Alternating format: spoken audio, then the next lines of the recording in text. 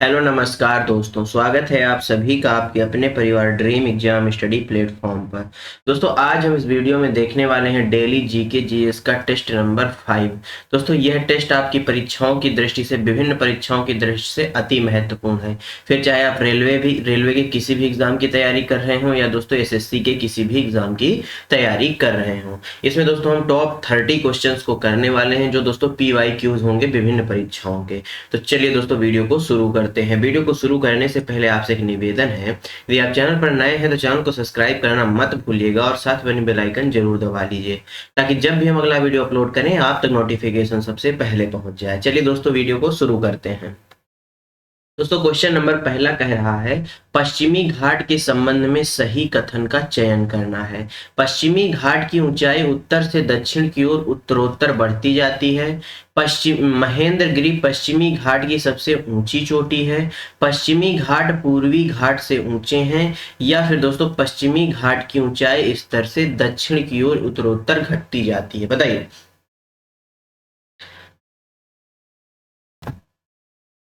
बताइए दोस्तों कौन सा सही हो जाएगा। तो दोस्तों इसमें ए नंबर पश्चिमी घाट की ऊंचाई उत्तर से दक्षिण की ओर उत्तरोत्तर बढ़ती जाती है, यह कथन बिल्कुल सही है, यानी पहला सही है। महेंद्रगिरी पश्चिमी घाट की सबसे ऊंची चोटी है, बिल्कुल नहीं, ये गलत है। दोस्तों पश्चिमी घाट पूर्वी घाट से ऊंचे हैं, यह बात भी बिल्कुल सही है। पश्चिमी घाट की ऊंचाई उत्तर से दक्षिण की ओर घटती जाती है, बिल्कुल नहीं दोस्तों, यह दोस्तों इस ऑप्शन का अपोजिट है। इसलिए दोस्तों इस क्वेश्चन का सही आंसर ऑप्शन सी हो जाएगा। कौन सा हो जाएगा? ऑप्शन सी हो जाएगा। दोस्तों पश्चिमी घाट की सबसे ऊंची चोटी की यदि बात की जाए तो वो है अनामुड़ी है। कौन सी है? अनामुड़ी है, यह बात भी आप नोट कर लीजिएगा। क्वेश्चन नंबर 2, भारतीय संविधान के निम्नलिखित में से किस अनुच्छेद में उल्लेख है कि भारत के उपराष्ट्रपति राज्यसभा के पदेन सभापति होंगे? बताइए संविधान के किस भाग में इस बात का उल्लेख मिलता है कि भारत के जो उपराष्ट्रपति होंगे वह दोस्तों राज्यसभा के पदेन सभापति होंगे। पदेन सभापति का अर्थ क्या होता है दोस्तों? जो दोस्तों उस पद पर होगा वही दोस्तों उसका सभापति हो जाएगा। क्या दोस्तों? वही उसका सभापति हो जाएगा। जैसे दोस्तों नीति आयोग है। नीति आयोग की स्थापना आप सभी जानते हैं 1 जनवरी 2015 को हुई थी, और यह दोस्तों योजना आयोग की जगह आया था। किसकी जगह? योजना आयोग की जगह आया था। दोस्तों नीति आयोग का अध्यक्ष वही होता है जो दोस्तों देश का प्रधानमंत्री होता है। क्या दोस्तों? वर्तमान में जो देश का प्रधानमंत्री होगा वही नीति आयोग का अध्यक्ष होगा, यानी जो प्रधानमंत्री के पद पर होगा वही नीति आयोग का अध्यक्ष कहलाएगा। इसी प्रकार दोस्तों जो उपराष्ट्रपति के पद पर विराजमान होगा वही दोस्तों राज्यसभा का पदेन सभापति हो जाएगा। और यह बात संविधान के अनुच्छेद दोस्तों 89 में लिखी गई है। किस में लिखी गई है? 89 में लिखी गई है, अर्थात इस क्वेश्चन का सही आंसर ऑप्शन सी हो जाएगा। कौन सा हो जाएगा? सी राइट आंसर हो जाएगा। क्वेश्चन नंबर 3, उस्ताद असद अली खान, क्या दोस्तों? उस्ताद असद अली खान के उस्तादों में से एक थे। तानपुरा के, सारंगी के, रुद्रवीणा के, या दोस्तों मृदंग के? बताइए जो उस्ताद असद अली खान थे इनका संबंध किससे है? ये किस चीज के उस्ताद थे या क्या बजाते थे? तो दोस्तों ये रुद्रवीणा बजाते थे। क्या बजाते थे? ये रुद्रवीणा बजाते थे, यानी ऑप्शन सी क्या हो जाएगा? राइट आंसर हो जाएगा। क्वेश्चन नंबर 4, उस संरचना की पहचान करें जो पुतली के आकार को नियंत्रित करती है।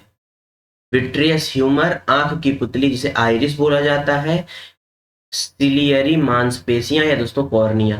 आइरिस दोस्तों, आइरिस एक एआई भी लॉन्च हुआ था हाल ही में। इसके लिए लॉन्च हुआ था तो दोस्तों यह आइरिस क्या था ये आप हमें कमेंट बॉक्स में बताइए। इस क्वेश्चन का जो सही आंसर है वह भी दोस्तों यही आइरिस हो जाएगा, और यह आंख की पुतली हो जाए जो दोस्तों उसकी संरचना को क्या करती है? पुतली के आकार को नियंत्रित करती है। ऑप्शन बी क्या हो गया इस क्वेश्चन का? राइट आंसर हो जाएगा। क्वेश्चन नंबर दोस्तों 5, निम्नलिखित में से कौन सा दोस्तों विदेशी बाजार में प्रवेश करने का सबसे पारंपरिक माध्यम है? विलय और अधिग्रहण, पूर्ण स्वामित्व वाली विनिर्माण कारखानों की स्थापना, निर्यात, या दोस्तों पोर्टफोलियो निवेश उपक्रम? बताइए। मान लीजिए दोस्तों ये आप हैं, मान लीजिए ये आप हैं, ये आपकी बाबू सोना है। कौन दोस्तों? ये आपकी बाबू सोना है। इसने कहा कि क्या कहते हैं, हमें विदेशी मार्केट में, मान लीजिए आप एक बिजनेसमैन हैं, तो आपको आपकी बाबू सोना ने क्या कहा कि हमें विदेशी मार्केट में प्रवेश लेना है, यानी हमें विदेशी मार्केट में अपना रुतबा बनाना है। तो आप दोस्तों कौन से माध्यम का उपयोग करके विदेशी मार्केट में एंट्री करेंगे, यह पूछा गया है। तो दोस्तों सबसे जो पारंपरिक माध्यम है वह निर्यात है। आप जिन चीजों का उत्पादन कर रहे हैं बिजनेस में दोस्तों, आप उन चीजों का निर्यात विदेश में करना शुरू कर देंगे, जिससे दोस्तों आपकी पकड़ विदेशी मार्केट में बनने लग जाएगी। यानी इस क्वेश्चन का सही आंसर ऑप्शन सी हो जाएगा। क्वेश्चन नंबर 6, निम्नलिखित में से कौन सा लौंग के तेल का प्रमुख सक्रिय तत्व है? ये भी दोस्तों इंपॉर्टेंट क्वेश्चन है। लौंग के तेल का प्रमुख सक्रिय तत्व कुरकुमा है, टार्टरिक अम्ल है, मेलिक अम्ल है या यूजेनाल है? बताइए। लौंग के तेल का जो दोस्तों प्रमुख सक्रिय तत्व है वह दोस्तों यूजेनाल है। क्या है? यूजेनाल है। और यह परीक्षा की दृष्टि से मोस्ट इंपॉर्टेंट क्वेश्चन है, स्टार लगाइएगा। Question option D correct answer हो जाएगा। क्वेश्चन नंबर 7, निम्नलिखित में से कौन सी नदी दक्षिण से चंबल नदी से मिलती है? दक्षिण से दोस्तों चंबल नदी में आकर के मिल जाती है। यमुना नदी, गंगा नदी, तीस्ता नदी या कोसी नदी? बताइए कौन सी नदी है तो दक्षिण दिशा से चंबल में आकर के मिल जाती है? तो वह दोस्तों यमुना नदी है। कौन सी नदी है? यमुना नदी है। कौन सी नदी है दोस्तों? यमुना नदी है। गंगा और यमुना और सरस्वती का संगम कहाँ होता है दोस्तों? प्रयागराज में होता है। कहाँ होता है? प्रयागराज में होता है। संगम की धरती प्रयागराज में इन तीनों का संगम होता है, जहां पर दोस्तों सरस्वती नदी क्या है? अदृश्य है। क्या है दोस्तों? सरस्वती जो नदी है वह क्या है? अदृश्य रूप में विराजमान है। इस बात को याद रखिएगा। ऑप्शन ए क्या हो गया? करेक्ट आंसर हो गया। क्वेश्चन नंबर 8, निम्नलिखित में से कौन सा लोक नृत्य गोवा से संबंधित नहीं है? कहां से? गोवा से। देखनी, दशावतार, घुमरा या दोस्तों धननगर? बताइए कौन सा नृत्य है जो दोस्तों गोवा से संबंधित नहीं है?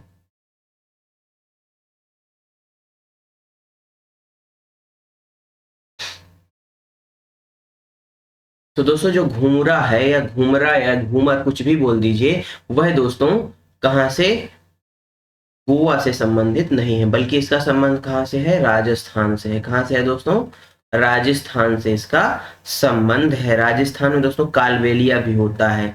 कालबेलिया नृत्य भी होता है। और दोस्तों ये कालबेलिया जनजाति द्वारा मनाया जाता है। किस जनजाति द्वारा? कालबेलिया जनजाति द्वारा मनाया जाता है। और ये दोस्तों एक सपेरा जनजाति है। कैसी? सांपों को पकड़ने वाली जनजाति है, सपेरा जनजाति है। इस बात को याद रखिएगा। क्वेश्चन नंबर 9, निम्नलिखित में से किस टीम ने 2023 में पुरुषों के लिए ice hockey association of India IHAI की राष्ट्रीय आइस हॉकी चैंपियनशिप का 12वां संस्करण जीता था?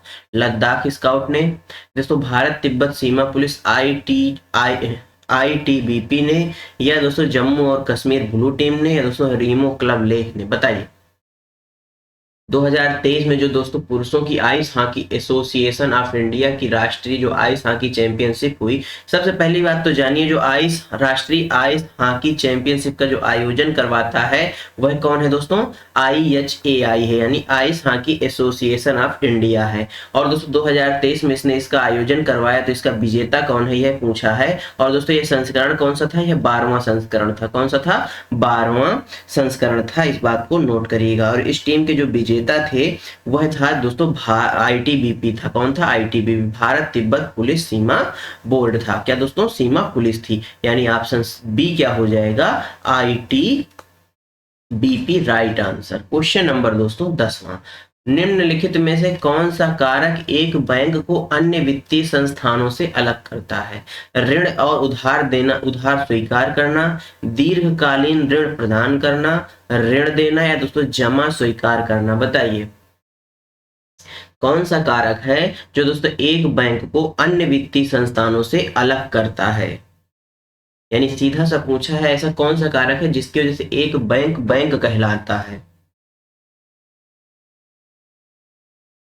तो वह है दोस्तों जमा स्वीकार करना। क्या दोस्तों? जमा स्वीकार करना, यानी ऑप्शन डी करेक्ट आंसर हो जाएगा। क्वेश्चन नंबर 11, कौन सा विटामिन लाल रक्त कोशिकाओं के निर्माण, तंत्रिकीय कार्य प्रणाली और डीएनए संश्लेषण से जुड़ा हुआ है? विटामिन बी के, माफ करिएगा, B12, विटामिन के, विटामिन B7 या विटामिन ई? बताइए दोस्तों। इसके साथ साथ बताइएगा पानी में घुलनशील विटामिन कौन कौन से हैं?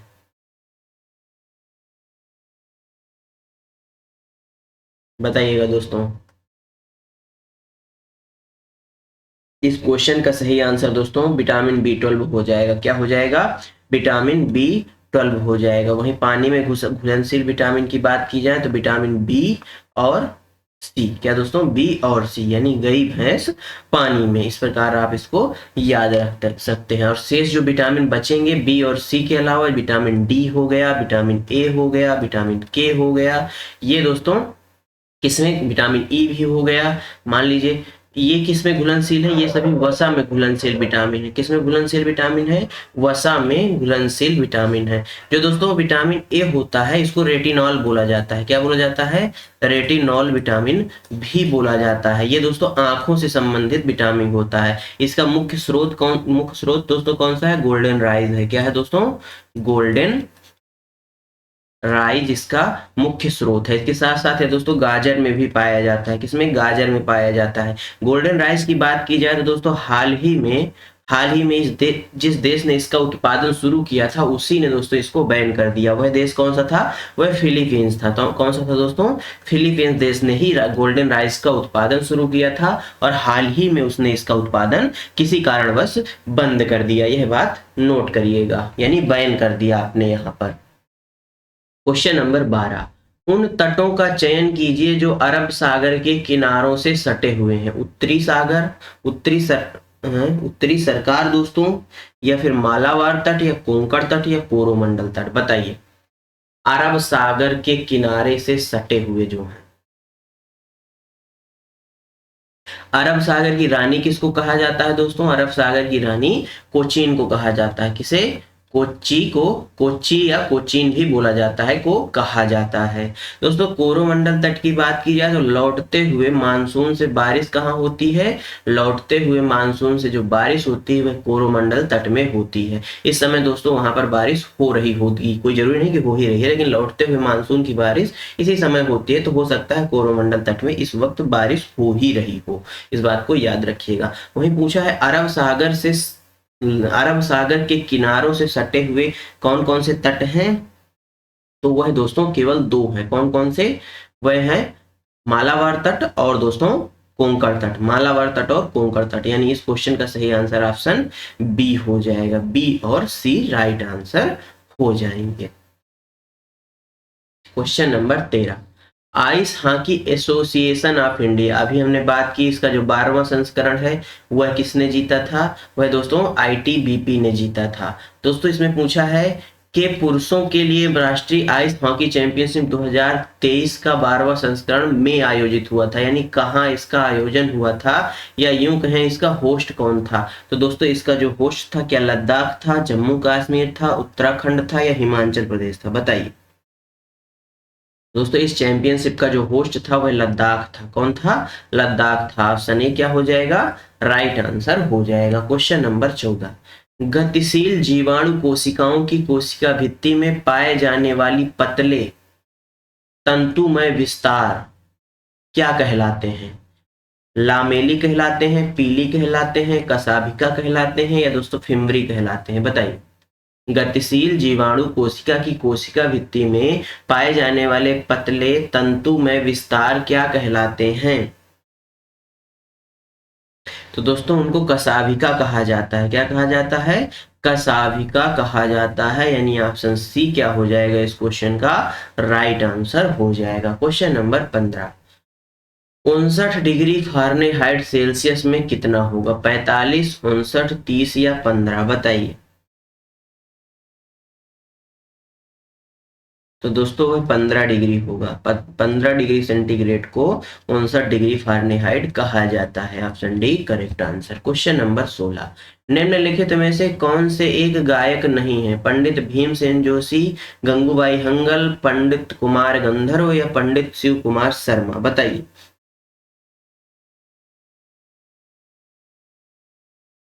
तो दोस्तों आप सभी जानते हैं पंडित शिव कुमार शर्मा गायक नहीं बल्कि वादक हैं। ये दोस्तों क्या बजाते हैं, किस चीज के वादक हैं, ये बताइए आप हमें कमेंट बॉक्स में।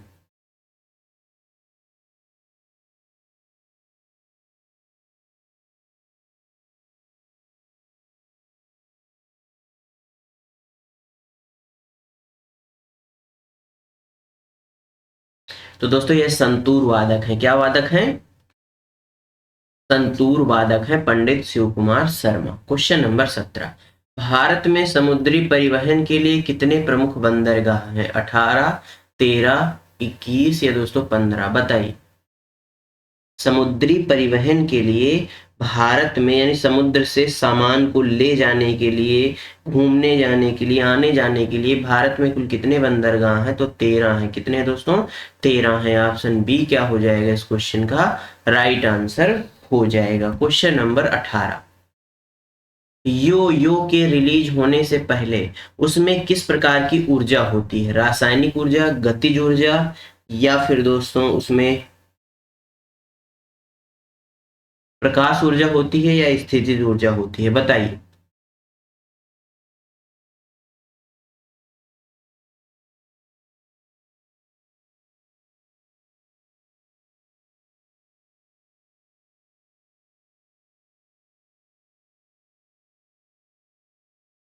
बताइए दोस्तों।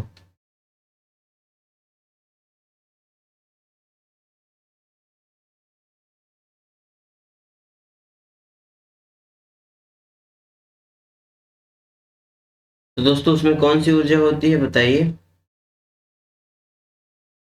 उसमें दोस्तों स्थितिज ऊर्जा होती है। कौन सी ऊर्जा होती है? स्थितिज ऊर्जा होती है। ऑप्शन डी करेक्ट आंसर हो जाएगा। क्वेश्चन नंबर 19, संरचनात्मक सूत्र CH3, CH2, CH2, CH2, CH2 और CH3 के साथ हाइड्रोकार्बन के नाम का चयन कीजिए। यानी दोस्तों इसको IUPAC नाम में परिवर्तित करना है।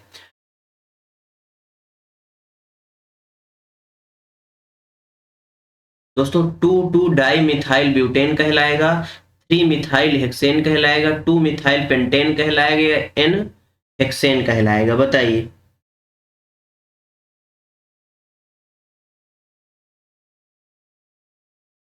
तो दोस्तों यह N हेक्सेन कहलाएगा। क्या कहलाएगा? N हेक्सेन कहलाएगा। ऑप्शन डी करेक्ट आंसर हो जाएगा। क्वेश्चन नंबर 20, किसके शासन काल में मुगल साम्राज्य ने अपनी सबसे बड़ी क्षेत्रीय सीमाएं प्राप्त की थी? औरंगजेब के, बहादुर शाह द्वितीय के, शाहजहां के, अकबर के शासन काल में? बताइए।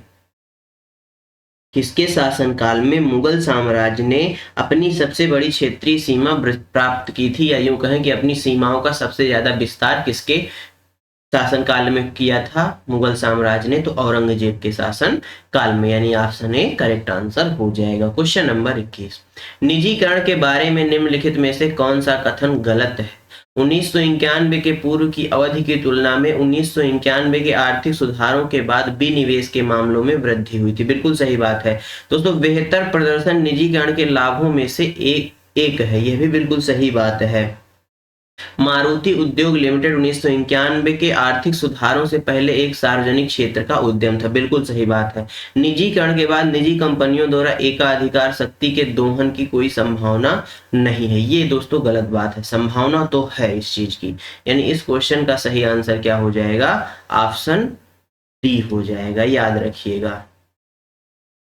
क्वेश्चन नंबर 22, वित्तीय संस्थानों के निम्नलिखित में से किस स्रोत के लिए वित्तीय मध्यस्थता की आवश्यकता नहीं होती है? बैंकों के से उधार के लिए, अखिल भारतीय विकास वित्तीय संस्थानों से उधार के लिए, या पारिवारिक निधियों के लिए, या सार्वजनिक निर्गम के माध्यम से इक्विटी जुटाने के लिए? बताइए।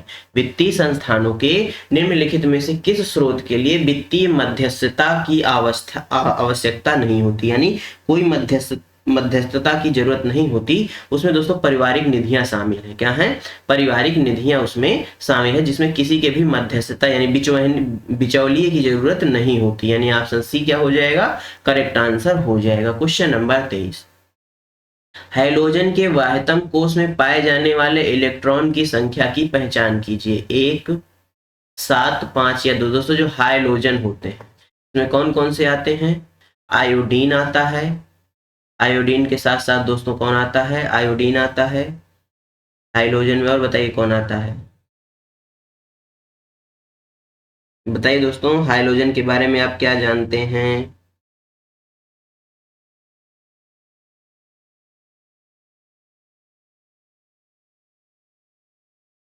इसके अंतर्गत दोस्तों फ्लोरीन आता है। क्या आता है? फ्लोरीन आता है, क्लोरीन आता है।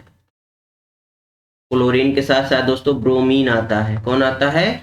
ब्रोमीन आता है। और ब्रोमीन के साथ साथ दोस्तों स्टेटिन भी आता है। इसमें दोस्तों मुख्य रूप से हम आयोडीन, फ्लोरीन, ब्रोमीन और क्लोरीन को ही पढ़ते हैं। दोस्तों इनके जो अंतिम कक्षा होती है उसमें इलेक्ट्रॉनों की हमको पहचान करनी है, तो इनकी अंतिम कक्षा में दोस्तों 7 इलेक्ट्रॉन पाए जाते हैं। कितने पाए जाते हैं? 7 इलेक्ट्रॉन पाए जाते हैं। वाह्यतम कोष का मतलब होता है अंतिम कोष या अंतिम कक्षा। क्वेश्चन नंबर 24, मान लें कि आरक्षित नकदी निधि अनुपात का मान 25% है। मुद्रा गुणक का मान क्या हो जाएगा? 4 हो जाएगा, 2 हो जाएगा, 5 हो जाएगा या 3 हो जाएगा? बताइए। तो दोस्तों मुद्रा जो गुणक है इसका मान 4 हो जाएगा। क्या हो जाएगा? 4 हो जाएगा, यानी ऑप्शन ए क्या हो जाएगा? राइट आंसर हो जाएगा। क्वेश्चन नंबर 25, नेत्र गोलक आई वॉल का आकार कैसा होता है? बेलनाकार, अंडाकार, वृत्तीय या दोस्तों गोलाकार? बताइए। दोस्तों जो नेत्र गोलक होता है इसका आकार गोलाकार होता है। कैसा होता है? गोलाकार होता है, यानी ऑप्शन डी इसका क्या हो जाएगा? राइट आंसर हो जाएगा। क्वेश्चन नंबर 26, भारत के द्वीपों के संबंध में सही कथन का चयन कीजिए। लक्षद्वीप द्वीप समूह प्रवाल द्वीपों से बना है। क्या यह बात सही है? अंडमान और निकोबार द्वीप समूह प्रवाल द्वीपों से बने हैं। ऐसा माना जाता है कि लक्षद्वीप द्वीप समूह अंतः समुद्री पर्वतों का एक उच्च स्तरीय भाग है। ऐसा माना जाता है कि अंडमान और निकोबार द्वीप समूह अंतः समुद्री पर्वतों का एक उच्च स्तरीय भाग है। बताइए। तो दोस्तों इस क्वेश्चन का जो सही आंसर है वह ए और डी हो जाएगा। क्या दोस्तों? ए और डी हो जाएगा, यानी ऑप्शन सी करेक्ट आंसर हो जाएगा। यानी लक्षद्वीप द्वीप समूह प्रवाल द्वीपों से बने हैं, यह बात सही है। और ऐसा माना भी जाता है कि लक्षद्वीप द्वीप समूह जो है यह अंतः समुद्री पर्वतों का एक उच्च स्तरीय भाग है। इसका क्या अर्थ हुआ दोस्तों? मान लीजिए समुंदर है तो इसके बीच में कुछ टापू टाइप में जो निकले हुए हैं इन्हीं को द्वीप कहा जाता है। और यह दोस्तों अंतः समुद्री पर्वतों का एक उच्च स्तरीय भाग है। कौन? लक्षद्वीप। यानी पहला और माफ करिएगा पहला और तीसरा नहीं बल्कि पहला और चौथा, यानी सी नहीं होगा। क्या दोस्तों? सी नहीं होगा, ए और डी होगा। इस बात को याद रखिएगा। अंडमान निकोबार होगा। Question number 27, the guide. क्या दोस्तों? द गाइड पुस्तक के लेखक निम्नलिखित में से कौन है? विक्रम चंद्रा है, आर के नारायण है, शशि थरूर है या रोहिंटन मिस्त्री है? बताइए। दोस्तों द गाइड जो पुस्तक है इसके लेखक आर के नारायण साहब हैं। कौन है? आर के नारायण साहब हैं। ऑप्शन बी करेक्ट आंसर हो जाएगा। क्वेश्चन नंबर 28, जल में घुलनशील क्षार क्या कहलाते हैं? अल्कली कहलाते हैं, एल्केन कहलाते हैं, एल्कीन या अम्ल कहलाते हैं? तो दोस्तों जो जल में घुलनशील क्षार होते हैं उनको हम अल्कली के नाम से जानते हैं। किस नाम से जानते हैं? अल्कली के नाम से जानते हैं। क्वेश्चन नंबर दोस्तों 29, Salal hydro electric power station Bharat के निम्नलिखित में से कौन से केंद्र शासित प्रदेश में स्थित है? लद्दाख में, चंडीगढ़ में, लक्षद्वीप में या दोस्तों जम्मू और कश्मीर में? बताइए। तो दोस्तों ये जम्मू और कश्मीर में स्थित है। कहाँ स्थित है? जम्मू और कश्मीर में स्थित है। ऑप्शन डी करेक्ट आंसर हो जाएगा। क्वेश्चन नंबर 30, 15वां पुरुष हॉकी विश्व कप 2023 का खिताब किस देश ने जीता? भारत ने जीता, बेल्जियम ने जीता, जर्मनी ने जीता या नल्ला पाकिस्तान ने जीता? बताइए। तो इसको जीतने वाला देश कौन सा था? जर्मनी था। कौन सा था दोस्तों? जर्मनी था। ऑप्शन सी करेक्ट आंसर हो जाएगा। दोस्तों धन्यवाद आप सभी का हमारे साथ बने रहने के लिए। दोस्तों आज का यह टेस्ट आपको कैसा लगा हमें कमेंट बॉक्स में जरूर बताइएगा। दोस्तों टेस्ट अच्छा लगा हो तो वीडियो को लाइक कर दीजिएगा, अपने दोस्तों के साथ शेयर भी कर दीजिएगा। और हाँ दोस्तों, यदि आप चैनल पर नए हैं तो चैनल को सब्सक्राइब कर लीजिएगा। आपको डेली 8 बजे यहाँ पर एक टेस्ट मिलेगा जो दोस्तों रेलवे और एसएससी के एग्जाम की दृष्टि से अति महत्वपूर्ण होगा। कभी दोस्तों इसमें क्वेश्चन की संख्या 30 होगी, कभी 40, कभी 50, लेकिन 30 से कम क्वेश्चन की संख्या किसी दिन नहीं होगी, ये हमारा आपसे वादा रहा। चलिए दोस्तों मिलते हैं आपसे अगले वीडियो में, तब तक के लिए जय हिंद, जय भारत। अपना और अपनों का ख्याल रखिए, सभी का सम्मान करिए। धन्यवाद दोस्तों।